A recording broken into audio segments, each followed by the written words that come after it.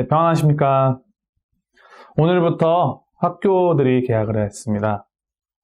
코로나로 인하여서 우리 학생들이 갑작스레 3월부터 온라인 수업을 받기 시작하였고, 이제 방학을 지내다가 그 상황이 여태까지 이어져서 최소 1월까지는 학생들이 온라인으로 수업을 하게 되었는데, 이 역사 이래로 한 번도 겪어보지 못했던 일들이 벌어지고 있는 오늘, 우리 학생들이 이 가운데에서도 중심을 잘 붙잡고 성실하게 자신들의 맡은 바를 잘 감당하면서 열심히 배우고 성장할 수 있도록 우리 학생들을 위하여서 기도하여 주시기 바랍니다. 오늘도 말씀을 통하여서 하나님의 마음을 우리가 더욱더 발견하고 하나님을 더욱 알아가는 시간이 되기를 소망합니다. 하나님께서 오늘 우리에게 주신 말씀은 예레미야 29장 24절부터 32절까지 말씀입니다. 예레미야 29장 24절부터 32절까지 말씀 제가 읽어드리도록 하겠습니다. 너는 느헬람 사람 스마야에게 이같이 말하여 이르라.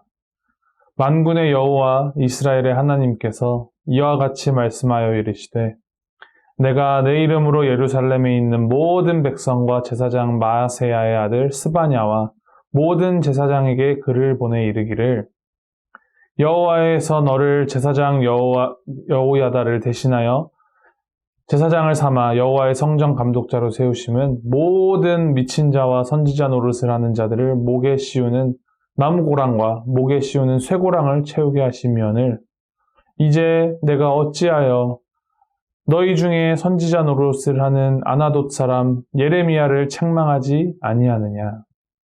그가 바벨론에 있는 우리에게 편지하기를 오래 지내야 하리니 너희는 집을 짓고 살며 밭을 일구고 그 열매를 먹으라 하셨다 하니라.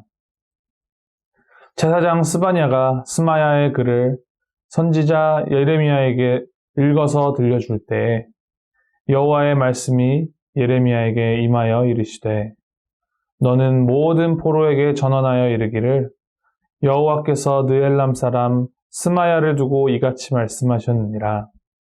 내가 그를 보내지 아니하였거늘 스마야가 너희에게 예언하고 너희에게 거짓을 믿게 하였도다. 그러므로 여호와께서 이와 같이 말씀하시니라. 보라, 내가 느헬람 사람 스마야와 그의 자손을 벌하리니 그가 나 여호와께 패역한 말을 하였기 때문에 이 백성 중에 살아남을 그의 자손이 하나도 없을 것이라. 내가 내 백성에게 행하려 하는 복된 일을 그가 보지 못하리라 하셨느니라. 이것은 여호와의 말씀이니라. 아멘. 가짜 휘발유를 만들어서 그것을 팔아서 부당하게 이득을 챙긴 사람들이 고발당하여 체포되는 일들이 종종 있습니다.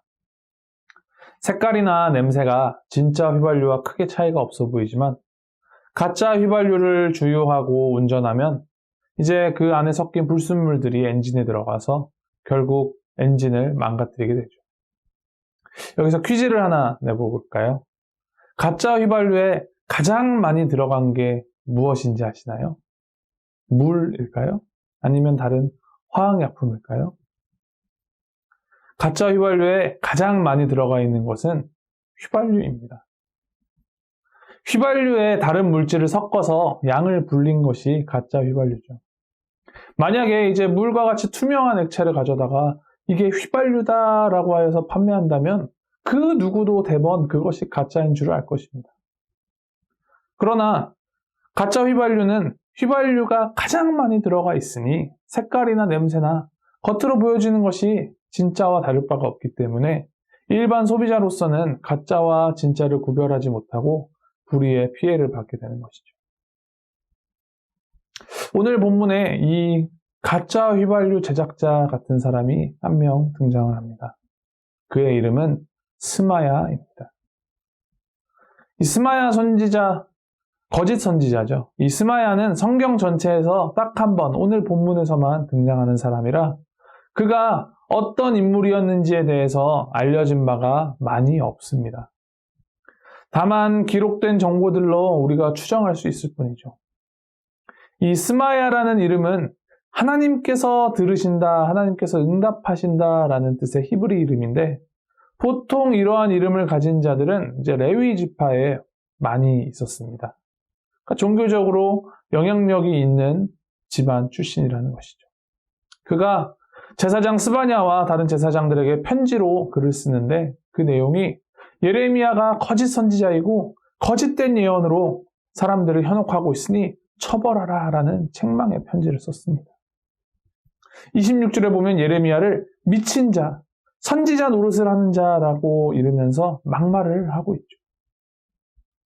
바벨론에게 붙잡혀 고난의 70년 세월을 보낼 것이다 라는 그 예레미야를 통하여 주시는 하나님의 말씀을 하나님의 말씀으로 받아들이지 못하고 그는 거짓된 자다.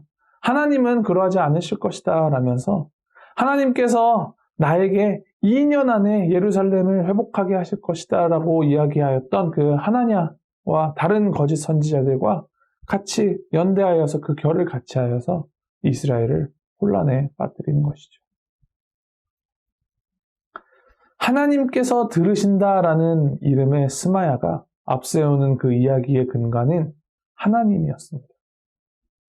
다른 신이나 다른 우상들이 아닌 하나님이었습니다.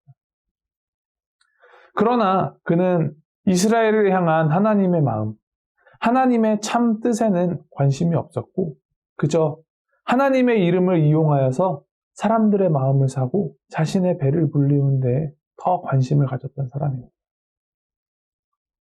그때 당시 스마야를 비롯한 다른 거짓 선지자들이 하는 말을 들은 백성들의 마음은 어땠을까요?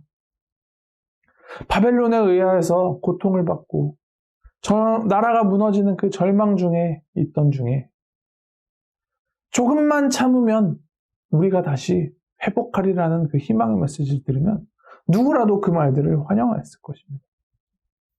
희망의 메시지를 하나님이 주셨다라는 그 거짓말 한 스푼 교묘하게 섞어서 헛된 희망을 주면서 성전을 비롯한 유다서의 곳곳에 만연하였던 그 추악한 죄의 모습은 살짝 덮고 넘어가려는 이스마야의 말은 단순히 착각해서 혹은 실수해서 하는 말이 아닌 32절에 기록되기를 여호와께 패역한 말을 한 것입니다. 그리고 그 결과 그와 그의 자손이 하나도 살아남지 못할 것이다. 하나님께서 행하시려는 그 복된 일을 보지 못하리라라는 심판을 받게 됩니다. 가짜 휘발유를 팔아서 이득을 취한 자는 잡혀서 감옥에 갑니다. 가짜 휘발유를 판 돈으로 내가 불우한 이웃을 돕고 기부를 하고 내가 선교 헌금을 하고 아무리 좋은 일을 하여도 그것은 용서받을 수 있는 일이 아닙니다.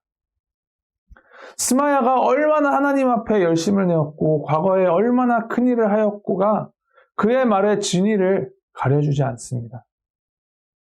하나님의 이름을 들먹이면서 자신의 목소리를 내고 혼란을 가중시킨 이스마야는 패역한 자로 평가받고 또 하나님의 벌을 받았습니다.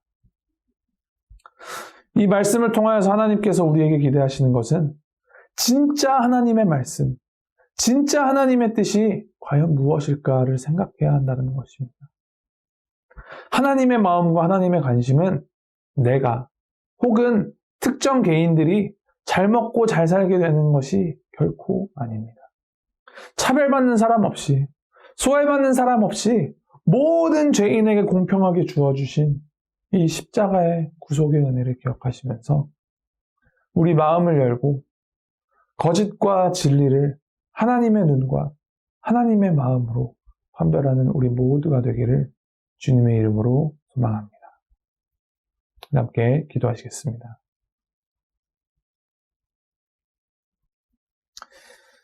하나님 아버지, 우리의 삶의 기준, 우리의 생각의 기준이 온전히 하나님이시기를 소망합니다. 하나님, 우리 안에 끊임없이 피어오르는 우리의 이기심과 그 죄들을 하나님 앞에 우리가 겸손하게 내려놓고 나의 생각, 나의 마음 모두 주님 앞에 내려놓고 주님의 그 지혜를 구하면서 겸손하게 살아가는 우리가 되도록 주님 인도하여 주시옵소서. 교묘한 말들로 하나님의 이름을 악용하는 이들에게 마음을 뺏기지 않도록 주님 우리를 지켜주시고 오직 성경 말씀을 통하여 우리에게 보이시는 그 하나님의 공의와 사랑을 되새기며 하나님의 뜻을 따라서 담대함으로 또 겸손함으로 이 땅을 살아가는 우리 모두가 되도록 주님 인도하여 주시옵소서. 감사드리며 이 모든 말씀 우리 주 예수 그리스도의 이름으로 기도하였습니다. 아멘.